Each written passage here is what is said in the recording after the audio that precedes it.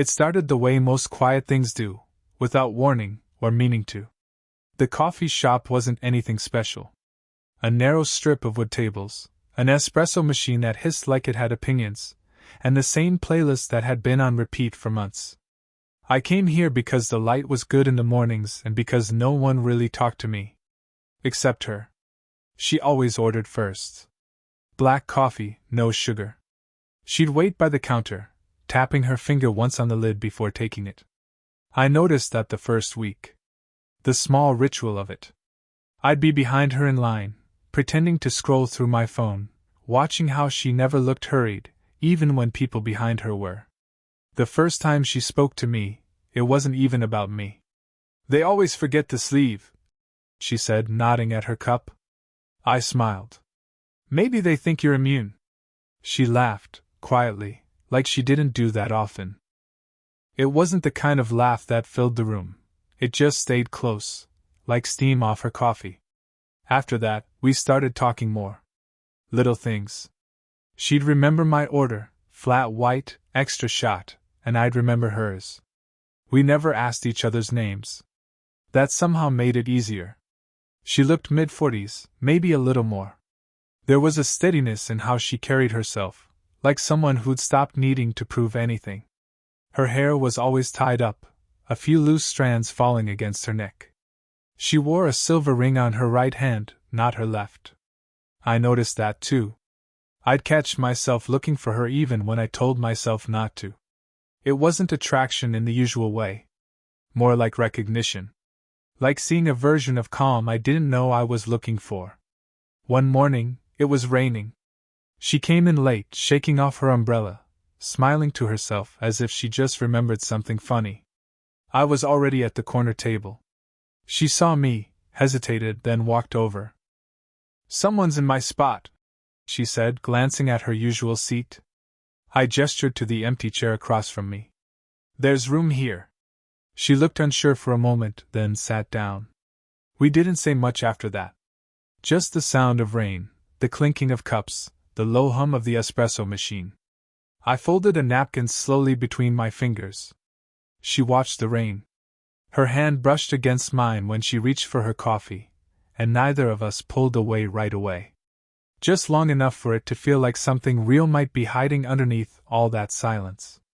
When she finally stood up to leave, she looked at me in a way that made time hesitate. "See you," she said. It wasn't a question. That night, I opened my phone 3 times to text her. Except I didn't have her number. I typed a note instead, something about how quiet the cafe felt without her. I didn't save it. A week passed before I saw her again. Same coffee shop. Same black coffee. But something was off. Her smile didn't reach as far this time. She looked like someone who'd just made peace with something heavy. When she left, she placed a small folded napkin on my table. There was a number written inside. And underneath it, one sentence. "I'm getting married tomorrow." I stared at it for a long time, the rain starting again outside, the espresso machine hissing like it knew something I didn't. She didn't come back for 2 weeks. Every morning I went anyway, sitting in the same corner seat, pretending to read something I couldn't remember 2 lines of. I told myself it was habit. It wasn't. When she finally did return, it was late afternoon. The place was almost empty, just the sound of the grinder and the faint hum of traffic outside. She looked different. Softer somehow. Or maybe just tired. I didn't ask about the wedding. I didn't have the right to. "You still fold napkins," she said, sitting across from me without waiting for an invitation. I smiled, half embarrassed, half relieved. "You still forget sleeves." That made her laugh again, that same quiet kind of laugh. The kind that made something inside me loosen and hurt at the same time. For a while, we didn't talk. She stirred her tea even though she didn't add sugar. I pretended to check my phone. The air between us had that weight again, like something invisible we both agreed not to name. "I didn't go through with it," she said finally. It took me a second to understand. "The wedding?" She nodded. "Turns out, it's harder to say yes when you're not sure what you're saying yes to." I didn't know what to say to that. Every response felt too big, too sharp. So I said nothing. Just looked at her hands, fingers tapping the edge of the cup, the faint tremor in her ring finger. She must have noticed because she tucked her hands under the table.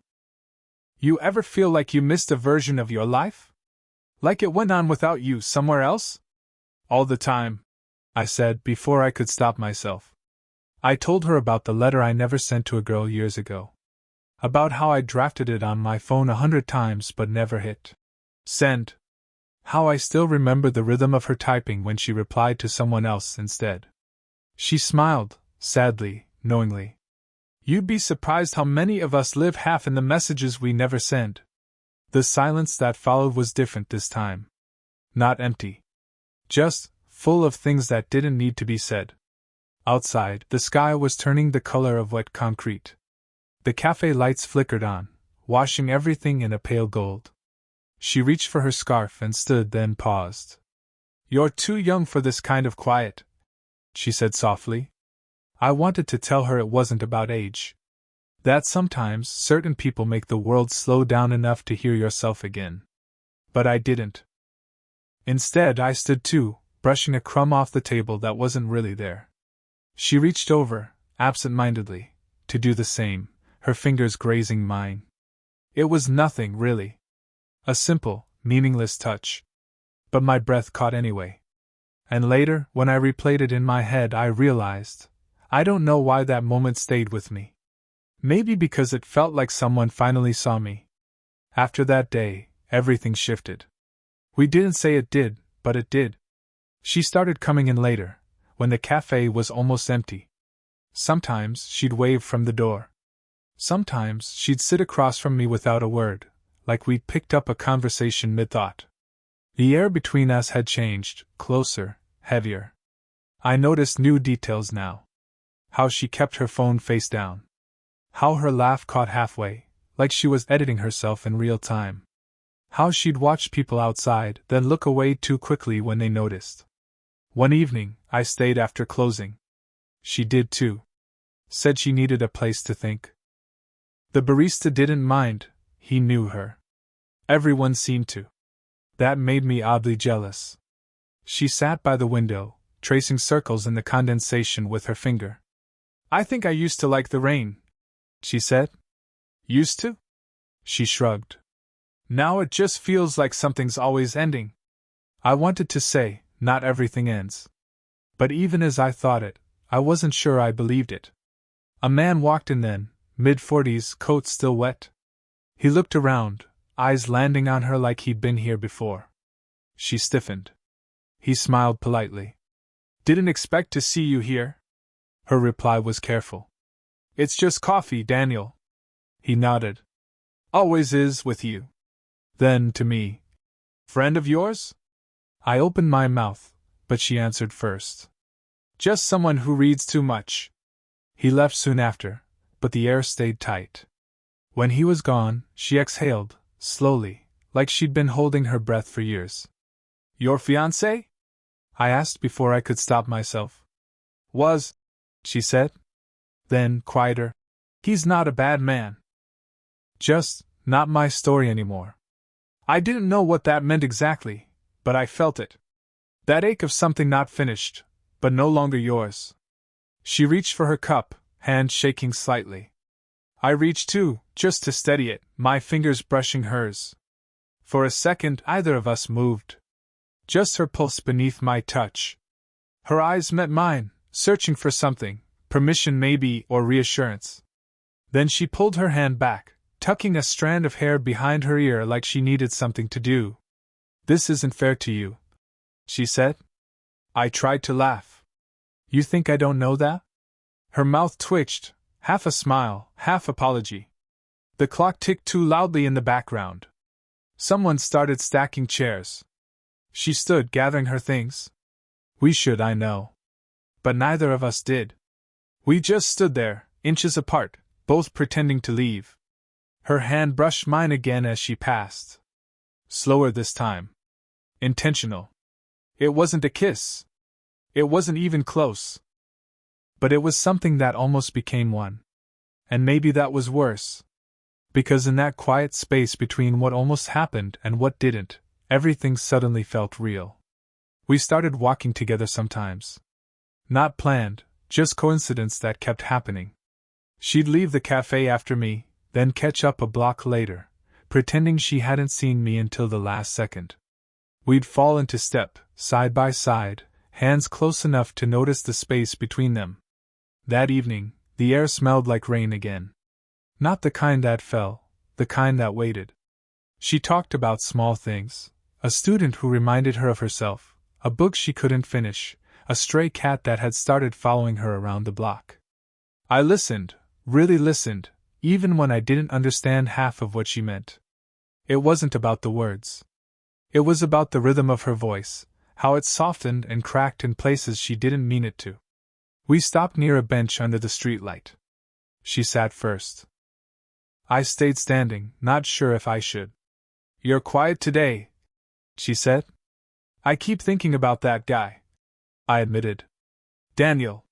Her head turned slightly. "You shouldn't." "I know." She waited, like she knew there was more. "It's just," I hesitated. "I hate how he looked at you. Like he still owned the right to." Her eyes flickered, surprised, then something gentler. "He doesn't." "Yeah, but I'm not sure I do either." The silence after that felt alive. Like the world was leaning in to hear what came next. She studied me for a long time. "You think there are rules for this?" I shrugged. "There should be." She smiled faintly, but her eyes didn't match. "You're young enough to still believe that." I sat down beside her. The bench creaked under our weight, the kind of sound that made you aware of how close you were sitting. "Do you ever wish we'd met differently?" I asked. Her breath caught. "All the time." The streetlight hummed.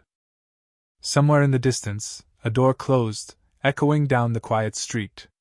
"I don't know what this is," she said, staring straight ahead. "And I don't know what it's supposed to be. But I keep thinking about you. Even when I tell myself not to." Her voice trembled, the first time I'd ever heard it do that. I wanted to say something, anything, but every word felt like it might break whatever fragile honesty was holding the moment together. So I said the only thing that felt true. "I keep thinking about you, too." She turned toward me then, really turned. The distance between us thinned until I could feel her breath, warm and nervous. Her eyes softened, almost like she wanted to say don't, but her body leaned just slightly closer. The world went completely still, the street, the lights, even the rain that hadn't fallen yet. And then she whispered, almost to herself, "What are we doing?" She stopped coming. No message, no note. Just absence, quiet and complete. At first, I told myself she was busy. That people like her had lives built from calendars and obligations, not late-night coffees with someone still figuring things out. But a week became 2, and even the barista started asking if I'd seen her. I hadn't. The seat across from mine stayed empty, her usual cup untouched. The light felt different without her, harsher somehow. Like the cafe had lost its soft edges. One morning, I saw her through the window. Across the street. With someone. A boy, no, not a boy. Early 20s, maybe my age. Laughing, carrying 2 cups of coffee. She reached to fix his collar, the way she once brushed a crumb off my sleeve. For a second, I thought I'd imagined it. When she turned, our eyes almost met through the glass. Almost. She didn't stop. The next day, I didn't go to the cafe. Or the day after that. It wasn't heartbreak, not really. More like something had been misplaced, a rhythm, a reason to look forward to mornings. Then, one night, my phone buzzed. Unknown number. It was her. I shouldn't have disappeared like that. That was all it said. I typed 3 replies. Deleted all of them. Finally settled on, "Are you okay?" I didn't send it. A few days later, I ran into her by accident outside the grocery store. She was with someone, a girl, maybe 16. Same eyes, same calmness. Her daughter, I realized. "Hey," I said before I could stop myself. She froze for half a second. then smiled, polite but distant. Hi. Her daughter looked between us, curious. Mom, who's that? She hesitated. Just someone from the café. Just someone. She said it gently, but it landed heavy.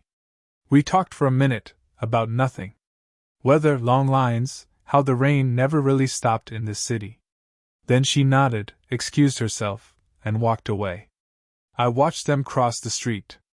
The girl linked her arm through her mother's, laughing about something. And she, the woman who once couldn't stop staring at rain like it meant something, laughed too. It was lighter this time. I stood there long after they disappeared, hands shoved deep in my pockets, phone heavy in my palm. That night, I opened a blank message again. Just her name at the top. No words came. I didn't feel heartbroken. I felt paused. Like life forgot to finish the sentence. It was almost winter when I saw her again. The air had that sharpness that makes people walk faster, collars up, heads down. I wasn't supposed to be there.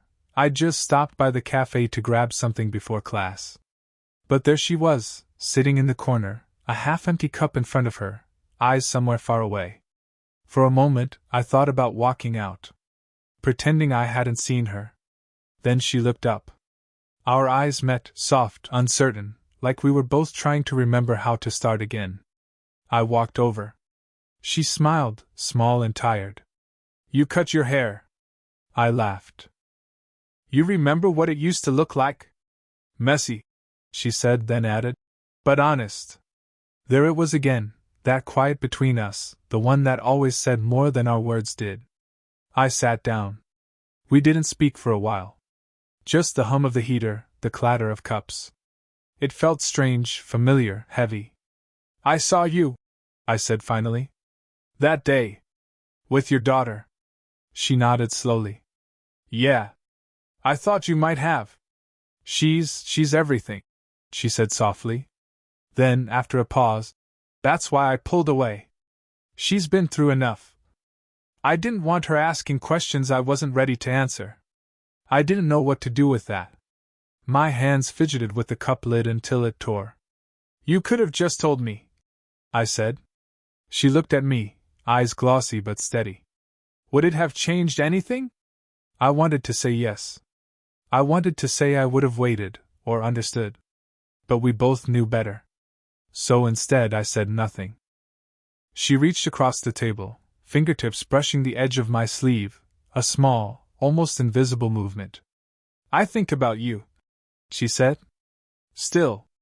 But not in the way that hurts anymore. More like, she trailed off, searching for the word. Like remembering warmth after coming in from the cold. Her hand stayed there for a second longer, then withdrew. I swallowed hard. I keep trying to stop thinking about you. Doesn't work. She smiled, not the kind that meant happiness, but peace. Then don't stop. Just let it change shape. We sat there, both looking down, pretending the silence wasn't saying everything. Finally, she stood. You'll be okay, she said gently. I already am. I lied. She hesitated, then leaned down, not close enough to touch, but close enough for me to feel the warmth of her breath. Good, she whispered. That's all I wanted. And then she left. I watched her go, coat pulled tight, scarf trailing slightly, like a fragment of color the wind didn't want to let go of. For a long time, I just sat there, the cup cooling between my hands. Then I smiled, small, quiet. Okay, I said to no one. Just, okay. A year passed. Maybe a little more. I still went to the cafe sometimes. Not every day, just on mornings when the air felt like something was about to begin. 8:47 a.m., the exact time she used to walk in. It became a quiet habit I didn't tell anyone about. They changed the furniture since then. New tables, new chairs. The same old playlist, though, that soft hum of piano under chatter. The barista still remembered her order. Black coffee, no sugar. Mine, too. Life moved on, as it does. I graduated, started a small job at a design firm. Moved into an apartment that had too much space for one person. Sometimes I thought about her, not with ache anymore, but with warmth. Like an old song you don't skip when it plays by accident. Then one morning, late winter, I saw her again. Outside the café. Same corner, same coat, though her hair was shorter now. She was holding a paper bag and 2 cups. I hesitated before walking up. "You still forget sleeves," I said. She looked up, and her face softened. "You still fold napkins." We both laughed, quietly, like the sound might startle something fragile. She handed me one of the cups. "Black coffee," she said. "Figured I owed you one." We walked to the bench nearby, the same one where everything almost happened. It was colder than before, but the light hit it the same way. She sat first. I joined her. "How's your daughter?" I asked. "She's good. Starting university next fall." Her smile was proud, content. "She thinks she's in love. I didn't tell her it might take years to know what that really means." We sat quietly after that. Just the sound of passing cars and a distant dog barking. "I used to think," I said slowly, "that if something didn't last, it meant it failed." "And now?" she asked. "Now I think some things just leave a mark." She nodded, looking out at nothing in particular. "Marks are good. They remind us we were here." Her hand rested near mine on the bench. Not touching. Not needing to. The closeness was enough. I glanced at her cup, half finished, steam fading. "Still drink it too fast," I said. She smiled. "Still overthink everything." We both laughed again, softly, naturally, like no time had passed at all. And for a brief, quiet moment, everything felt exactly as it should. Not dramatic. Not unresolved. Just real. As we stood to leave, she looked at me, steady, knowing. "Take care, okay?" "Always," I said. She started to walk away, then turned back with a small smile. 8:47, she said. "You're still early." I watched her go, sunlight spilling across the street, the morning finally catching up. And for once, I didn't feel paused anymore. Just finished in the best possible way. Did this story stay with you? What kind of quiet, real love stories do you want to hear next?